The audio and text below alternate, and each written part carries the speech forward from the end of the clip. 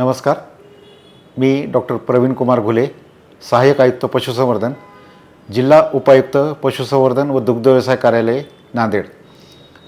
पशुसंवर्धन विभागामार्फत जिल्हास्तरीय योजना राबविल्या जातात। यामध्ये प्रामुख्याने 2 दुधाळ जनावरांचा पुरवठा, 10+1 शेळी गटाचा पुरवठा, त्याचबरोबर 100 सुधारित कुक्कुट पक्ष्यांचा पुरवठा।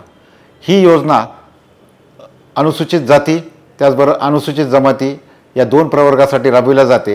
यामध्ये 75% अनुदानावर 2 दुधाळ जनावरांचा पुरवठा, 10+1 शेळी गटांचा पुरवठा हा केला जातो।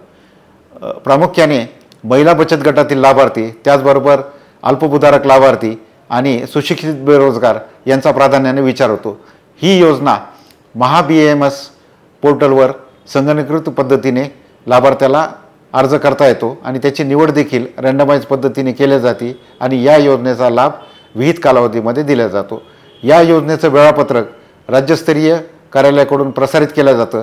त्यानुसार संबंधित पशुपालक अथवा शेतकऱ्यांनी नजीकच्या पशुवैद्यकीय दवाखान्यात अथवा पंचायत समिती स्तरावर संपर्क साधावा, असे आवाहन पशुसंवर्धन विभागामार्फत केले जाते।